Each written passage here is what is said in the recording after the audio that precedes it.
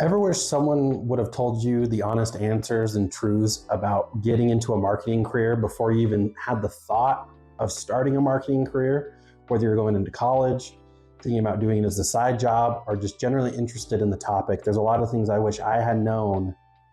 A lot of things I wish I had known about marketing before I had invested so many years and so much of my time and energy into doing marketing. I want to briefly go over a lot of key reasons and valuable lessons that's good to know before you even start to even get your feet wet in marketing.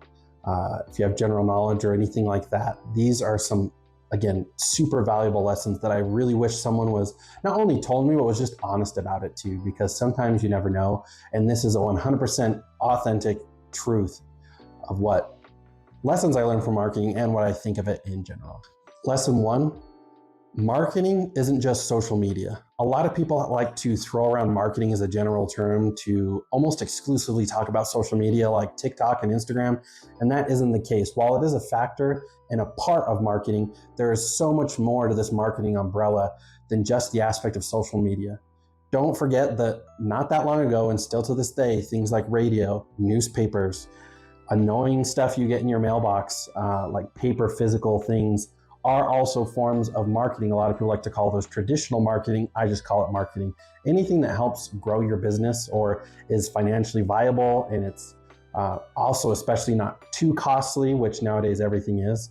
I always recommend to people I've worked with and worked for that by pigeonholing yourself into just social media or thinking that's what it's all about, you're missing out on a ton of other aspects, from SEO to email marketing to research to analytics to strategy. Strategy is probably the biggest part of marketing that most marketers miss, even with years of experience, especially not keeping up to date on the latest trends, algorithm updates, and the list goes on and on. I could literally probably record a 3-hour video just talking about this one subject. When I started out in marketing, I started in SEO, but I quickly learned when you're working in a small agency environment, not only is it fast paced, but you're going to be asked to wear a lot of hats and it'd be expected to say yes to a lot of things, unfortunately. But what I learned is that helped me gain valuable experience in all facets of marketing. Within my first year, I became well-versed in SEO, paid advertising, and even doing a little bit of web design, video recording, editing, and working on some of the creative that some of our clients need and we wanted to provide, but didn't necessarily have a creator on staff or someone who was professionally handling all that stuff. Lesson two, creativity matters in a lot of aspects in a lot of different careers, but even more importantly, so does data. It's easy for us to think too that, oh, well, marketing, I'm just gonna, take this Canva template, throw some good copy on it, run it into a paid ad campaign on Facebook, and that's marketing. No, that's just the tip of the iceberg, and most strategies that are that simplistic are going to fail almost every time. One of the biggest things that we have to remember is using tools like Google Analytics, Adobe Analytics, whatever your platform may be. Get well versed in reading analytics. What does a CPM mean? What does a CTR mean? What are all these acronyms that are on basic essential reports that you as a marketer are going to have to tell clients, owners, bosses all the time to back up the things you're talking about with pure raw data and facts? So not only does it provide a lot more job security for you, but it also helps you track the trajectory of what's going on with your campaigns. It's really easy to tell within sometimes the first 30 days of a campaign how well it could do in 12 months just from focusing on the data, and how also the public is being receiving your ads or your landing pages. Are they bouncing all over the place? Are they, clicking off and doing something else, or only spending 2 seconds on your website? And things of that nature are just some of the few things out of the thousand of things you can think of that data and analytics can help point us to and in the right direction. I know in my career, it saved me a ton of times when people didn't believe me or had especially unrealistic expectations. Data is there as your friend if you use it wisely, correctly, and always. Never make a decision without it being data-driven. Lesson number 3, experience beats certifications and even degrees in marketing. A lot of people in a lot of fields nowadays just want to throw around, oh yeah, just get a certificate. Don't go to college, or if you go to college, don't go on these degrees. It's a waste of time. Just start your own business. And while a lot of these can be true, Experience is the key thing. We're seeing a lot today in this crazy job market that coming right out of school, it is probably the hardest it's ever been to get a marketing job because people want to see that experience, and there's a reason for that.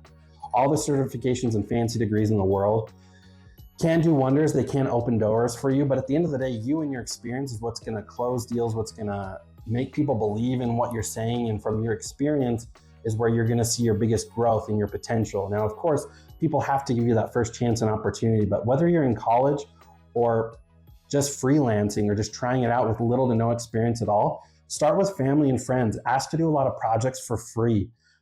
Free is a great buzzword when you're trying to get into marketing or learn something. A lot of people are letting you, will have little to no expectations to let you do something for free because, again, it's no risk to you, but you get all the benefit of gaining experience of the right, the wrong things to do, especially if someone's willing to give you a little bit of budget to work with, or in college, if you have classes. Like I had a class one time where we had $100 for 3 months. We had to use it the most efficiently as possible. And the way they graded it and stuff was a little biased and weird.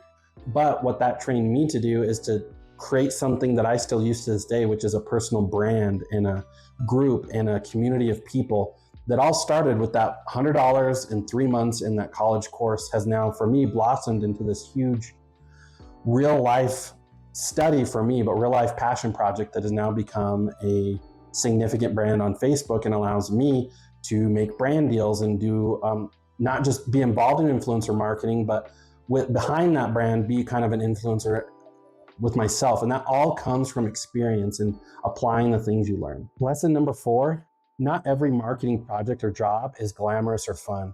I think marketing has a bad reputation of making people seem like it's just one of the coolest, laid back, chill jobs where you can make a lot of money, maybe do a little bit of work, but you're watching all these influencers on YouTube and just thinking like, oh man, like this is great. Like I have nothing to lose.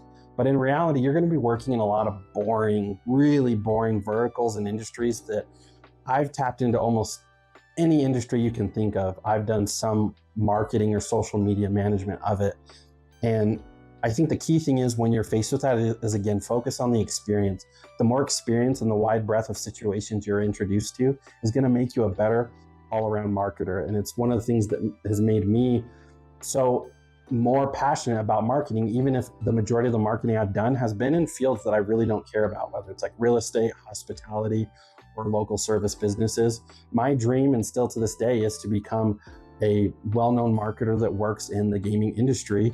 That has not happened yet beyond my own personal gaming page and brand that has brought me a little bit of success and again, opened some doors for me. But sometimes it's really hard to do the thing you want to do exactly the way you want to do it. With marketing, where you work and who you work with, a lot of times is going to shape and dictate what you're going to do, where you're going to go, as opposed to you just wanting to do that thing. Lesson number 5, trends move fast. Stay adaptable and up to date. One of the biggest ways I do this is through marketing podcasts, regularly watching marketing YouTube videos. Not everyone's going to have the right answer. There's no one size fits all marketing strategy or experience you can apply to all facets of your marketing.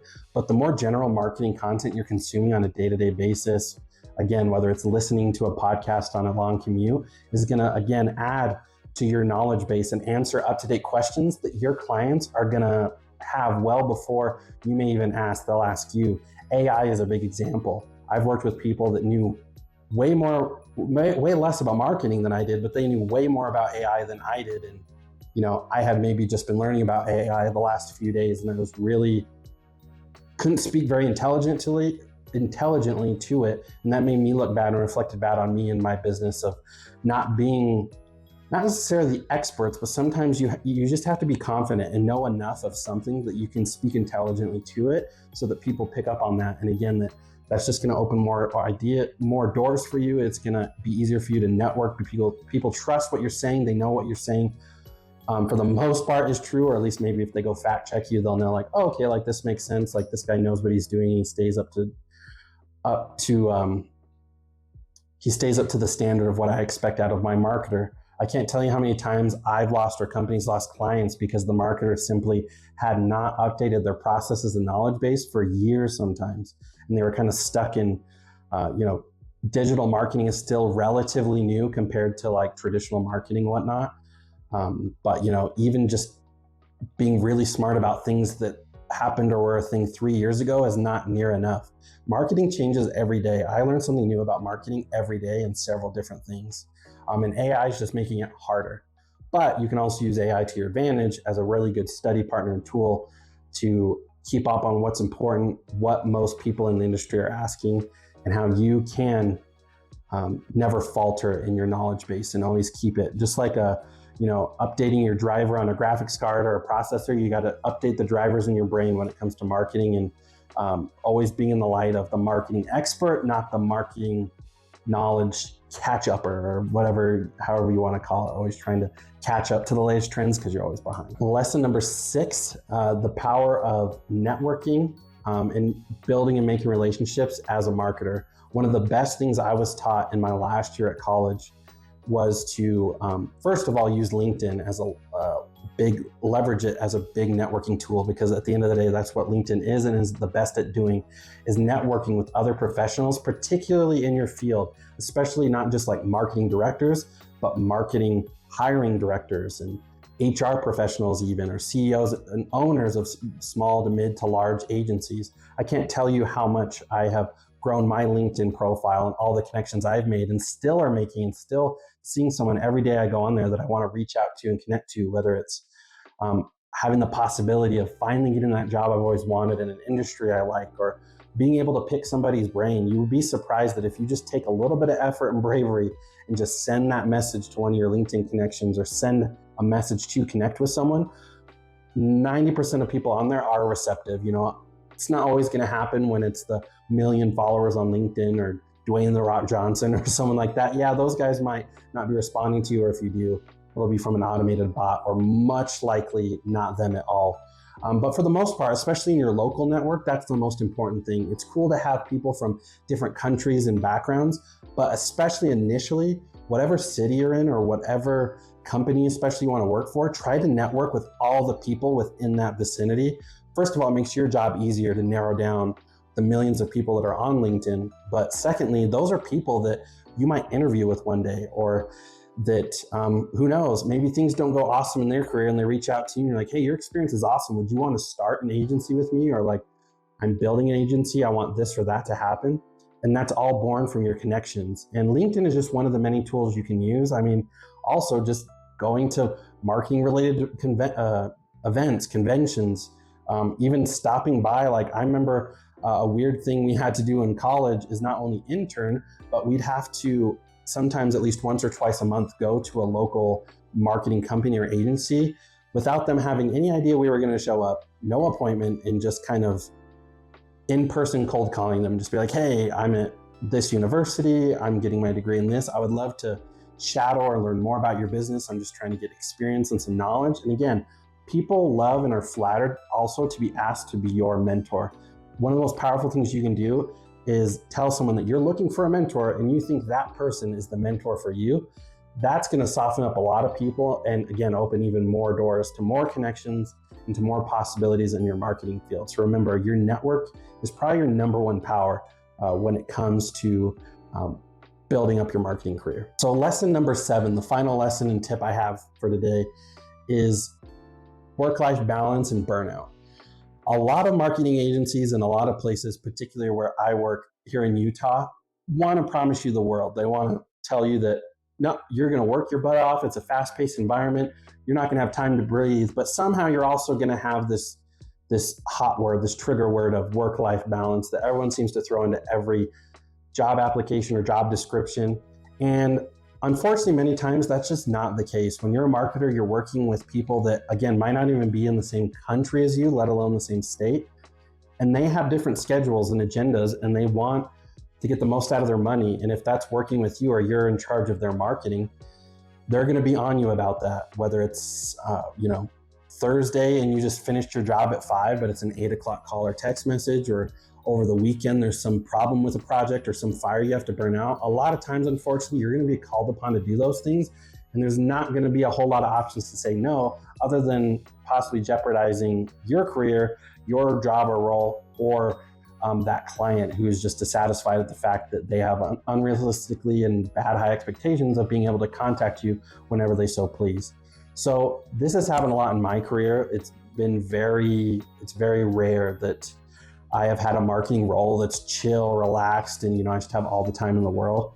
But one of the ways that I remedy this is whether you're client facing, which means if you're working with the client or you're mainly just reporting to a manager or boss and you're mainly just kind of doing the behind the scenes work when it comes to marketing, be sure to set the expectation with them. And the more you kind of let them know that, like, hey, these are the things I stand for, these are the things I can't stand for, or this is kind of how my personal life works. And the more they understand about your situation, I find that while that's not going to be the cure-all, they can do a better job of communicating that to someone else, or kind of having your back when those times come. And it's like, hey, how come you didn't answer my call at 6 o'clock in the morning on a Saturday? People at a higher level, or even when you get to those higher levels, you can understand where that employee is coming from and have their back, and professionally, in a good manner, explain it to a client or whoever you're working with. And I feel like a lot of times they'll understand, sometimes they won't. Sometimes you just work with jerks and assholes, and that's another big part of marketing too, is when it comes to the people you work with, they're all different types, all different shades of different personalities. And again, going back to kind of those soft skills that it's good to develop, is you have to learn to work and learn how to work with those personalities. And there's a way to effectively approach each and every one of them.